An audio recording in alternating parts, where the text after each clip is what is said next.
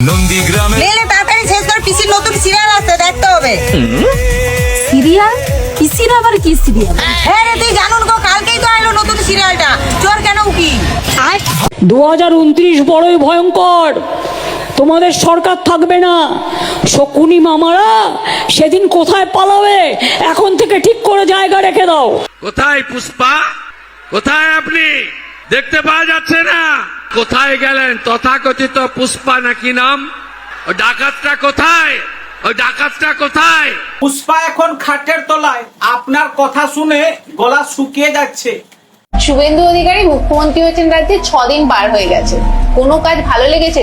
তার মানে তার এই মুখ্যমন্ত্রীতে যে টার্ম 6 দিনের যে এখনো পর্যন্ত পুষ্পার হাওয়া ফুস হয়ে গেছে, মুখ দিয়ে আর কোনো শব্দ বেরোচ্ছে না এখন। ফলতা বিধানসভাকে টার্গেট করা হচ্ছে কেন? আমি কি 29 থেকে ভয়ে কি লুকিয়ে পড়েছিলাম, না এলাকা থেকে পালিয়ে গেছিলাম, না ভোট করার জন্য আমরা পদক্ষেপ নিই? রাজা যখন ফকির হয়ে যায় তখন তার অবস্থা ঠিক এইরকমই হয়। দুদিন আগে কত না গলা ফাটা ছিল, কত না চিৎকার করছিল জয় বাংলা জয় বাংলা, আর এখন শুভেন্দু বাবুর নাম শুনতেই খতম, টাটা বাই বাই। ওরা তো ভালো কাজ করেছে, চোর হোক জাত ভালো। ফলতা বিধানসভার মানুষের অভিযোগ উঠে আসছে যে তারা নাকি ভোট দিতে পারেনি। আমরা কোনো ভোট দিতে পারিনি। এই জাহাঙ্গীর খান জোর খান আমাদের তুলে নিয়ে গেছে। ফলতা বিধানসভার মানুষ যখন থানায় অভিযোগ জানাতে যেত তখন নাকি বলা হতো যে জাহাঙ্গীর সাহেবের অফিস থেকে লিখে নিয়ে আসুন, তারপর অভিযোগ করবেন, এমনটাই অভিযোগ উঠে আসছে। থানায় গেলে আগে বলবে জাহাঙ্গীর খানের অফিস থেকে সই করে নিয়ে আসো। জাহাঙ্গীর খানের অফিসে যা মানে সেখানে এক ঝাপটা আমাদের তো সাইজ করে দেবে। মহাপুরুষের তো শত্রু ছিল। রবীন্দ্রনাথকে সবাই তো ভালো বলেনি, কাজী নজরুল ইসলামকে সবাই ভালো বলেন। এখন এই পুষ্পাকে আর পুষ্পা রোলে দেখা যাচ্ছে না, বিড়ালের রোলে দেখা যাচ্ছে। যখন ঢেউ আসে আমরা কি করি? মাথা নিচু করিনি, ডুব মেরে নি, ঢেউ চলে গেল আবার উঠি। পুষ্পা বাবুর এমএলএ হওয়ার স্বপ্নটা স্বপ্নই রয়ে গেল, এমএলএ নিয়ে আর হতে পারবেন না। কি বলে? তো মহা মুশকিল ভাই। पुष्पा नाम सुन के फ्लावर समझेगा, फायर है मैं, झुकेगा नहीं साला। ममता बनर्जी झुकता नहीं है और उसका समर्थक झुकता नहीं है। किसी ने क्या खूब कहा है, अगर टाइम खराब हो तो प्यार से झुक जाना चाहिए, अगर नहीं झुकोगे तो अगले वाला कैसे कैसे झुकाएगा वो उसी को पता है। हमारी नेत्री ने हमको कुछ गाइडलाइंस दिए हैं। देखिए, डरने वालों में से या पीछे हटने वालों में से तृणमूल कांग्रेस नहीं है। ममता बनर्जी शेरनी है, फाइटर है, आगे भी थी और अब भी रहेंगी, और ये वोट जनता का मैंडेट नहीं है। पश्चिम बंगाल के लोगों ने नहीं चाहा कि ममता बनर्जी की सरकार चली जाए। ये वोट चोरी का मैंडेट है जिसमें इलेक्शन कमीशन शामिल है, और दिन दहाड़े ये जो वोट चोरी हुई है सिर्फ पश्चिम बंगाल के लोग ही नहीं, पूरे भारतवर्ष के लोग देख रहे हैं। पूरी पश्चिम बंगाल ने ये भी देखा है कि कैसे गरीबों का सामान, गरीबों का हक टीएमसी पार्टी ऑफिस में छुपाया जाता है। তৃণমূল অফিসের ভেতরে সার দিয়ে রাখা সরকারি স্ট্যাম্প লাগানো ত্রিপল, আলমারির মধ্যে থরে থরে সাজানো রয়েছে তিল শস্যের প্যাকেট। এগুলো জনসাধারণের জিনিস। ব্যাপক পরিমাণে যে মাল এসেছে সেগুলো সব পার্টি অফিসের মধ্যে রেখে দিয়েছে। पश्चिम बंगाल के लोगों ने नहीं चाहा कि ममता बनर्जी की सरकार चली जाए। ये वोट चोरी का मैंडेट है। पश्चिम बंगाल की जनता बता दिया है कि ममता बनर्जी का सरकार चाहता है कि नहीं चाहता है। 2026 की विधानसभा इलेक्शन में ये तय हो गया है कि पश्चिम बंगाल की जनता क्या चाहता है। इसीलिए हर कोई कहता है बच्चा मांगे माँ की गोदी, पश्चिम बंगाल मांगे नरेंद्र मोदी।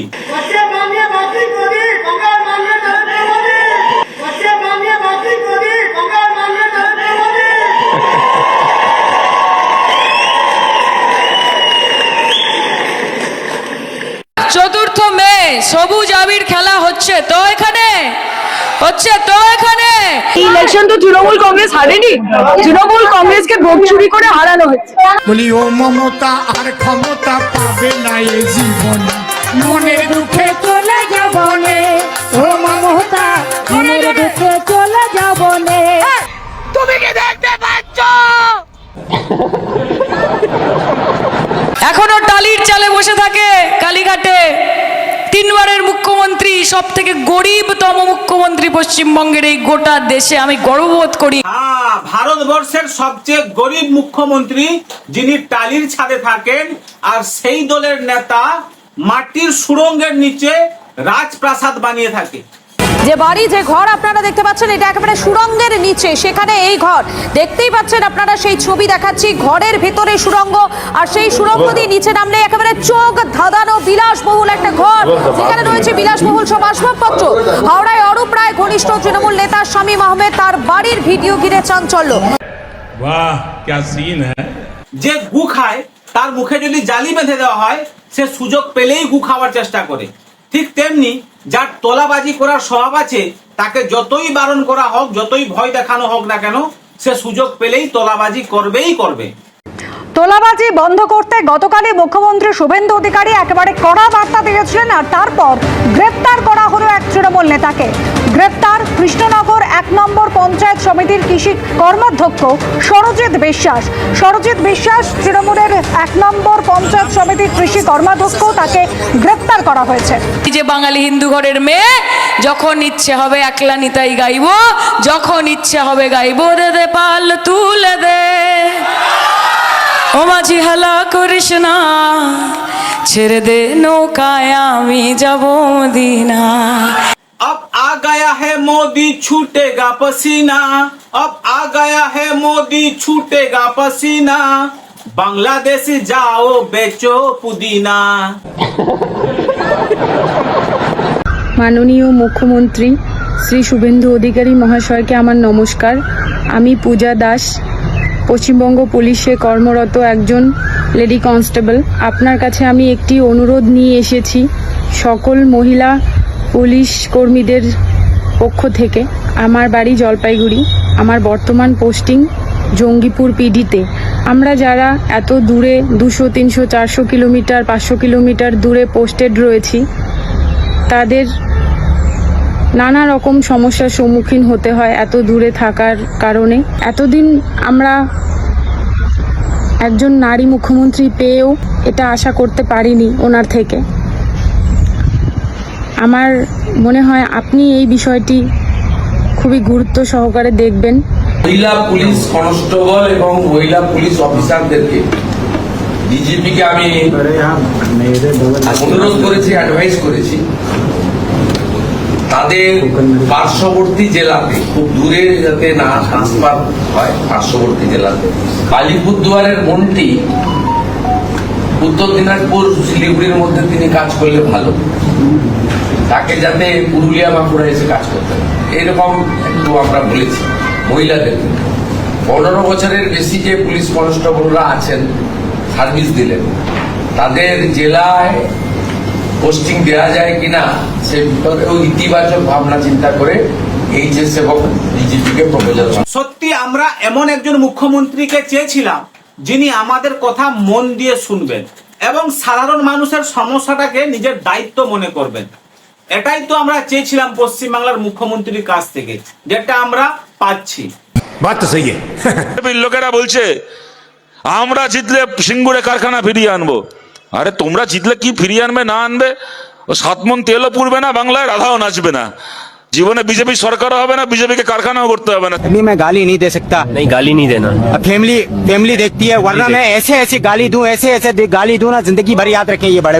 5ই মে দুপুরবেলা বিজেপি হারবে পশ্চিমবাংলায়। পশ্চিমবাংলায় কিন্তু বিজেপি জিতছে না। 5ই মে বিজেপি ঘোড়া হারছে। শুভেন্দু অধিকারী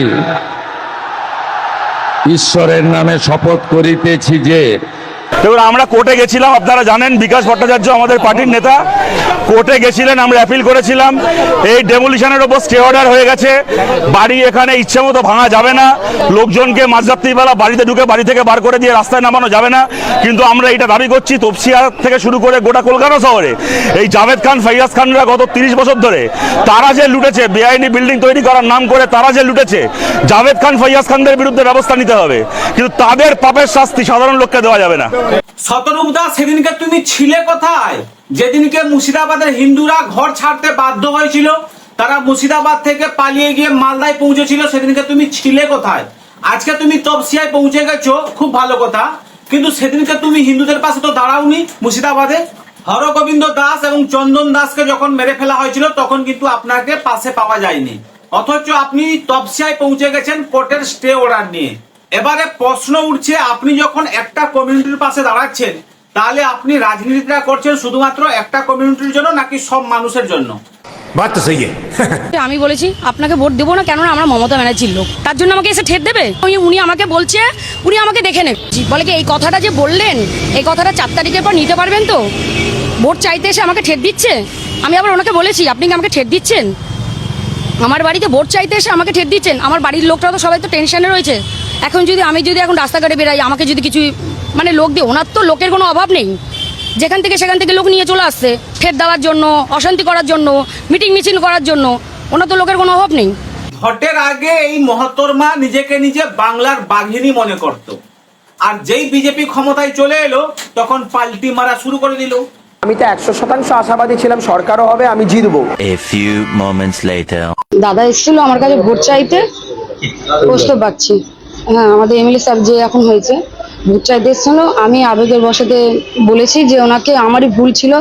দাদা খুব ভালো মানুষ, গেছিলাম দাদার কাছে, তো দাদা খুব ভালো মানুষ। দাদাকে মানে আমি খুব বাজে বাজে কথা বলেছি, বাজে বলেছি কি আমি ভোট দেবো না, এই কথা বলেছিলাম। আমার একটা ভুল হয়ে গেছিল। তোর তো গলায় দড়ি দিয়ে মরা উচিত। সব থেকে যন্ত্রণাদায়ক যেটা, সেটা হচ্ছে রাজ্যের বিভিন্ন প্রান্তে নির্বাচন পরবর্তী হিংসায় যারা শান্তির বাণী শোনাতো, তারা 4 তারিখে জোর জবরদস্তি ক্ষমতা দখল করার পরে আমাদের 10 জন একনিষ্ঠ সহকর্মীকে নির্মমভাবে হত্যা করেছে। उस दिन क्या बोला था जब मैं तेरे पास पैसे लेने आया था सबके सामने? बोलता है मेरी मूछें मुड़वा के गधे पर बिठा के पूरे गांव में घुमाएगा। चल निकाल मूछ मेरी अब। मुझे याद नहीं। अबे निकाल निकाल, मैं कहता हूँ मूछ निकाल। पकड़। मैंने ऐसा थोड़ी कहा था। याद नहीं है? ऐसा कब कहा था? अरे नहीं, आपने कहा था उस दिन जब आप नाव में थे तब आपने कहा था, और आपने ये भी कहा था कि इनके टुकड़े टुकड़े करके मछलियों खिला देंगे। बोला था ना मालिक? 4 तारीख 12টার পরে কোন জল্লাদের কত ক্ষমতা আর কার দিল্লির বাবা কাকে বাঁচাতে আসে আমি 4 তারিখ দেখি। बेचारे भूल गए होंगे, टेंशन बहुत है ना। আমার ঘরের বাইরে ওরা কি অত্যাচার করেছে আপনারা দেখেছেন, সব আমরা দেখেছি। বিজেপির আসল স্বরূপ আমরা দেখেছি। আমার লড়াই বিজেপির সাথে, আপনার লড়াই বিজেপির সাথে, কিন্তু পরিবারের ছোট সন্তান, ছেলে মেয়ে কাউকে এরা রিয়াদ করেনি। वो तो याद होगा ना जो तूने मेरे आदमियों से कहा था जब वो पैसे मांगने गए थे। तूने कहा था ये गुजरात नहीं है, मेरा इलाका है, मेरा, ज्यादा होशियारी दिखाई तो टांग तोड़ दूंगा। ये तो बोला था ना, बोला था कि नहीं? मैंने ऐसा कब कहा था? যদি ভাবো কাস্তে হাতুড়ি ছেড়ে পদ্ম নিয়ে প্রচার করে আবার সিপিএম এর অনুন্নয়নের সন্ত্রাসের কালো দিনগুলো পূর্ব বর্ধমান জেলায় ফিরিয়ে আনবে, 4 তারিখে রবীন্দ্রসঙ্গীতের সাথে গ্রামে একটু করে ডিজেও বাজবে।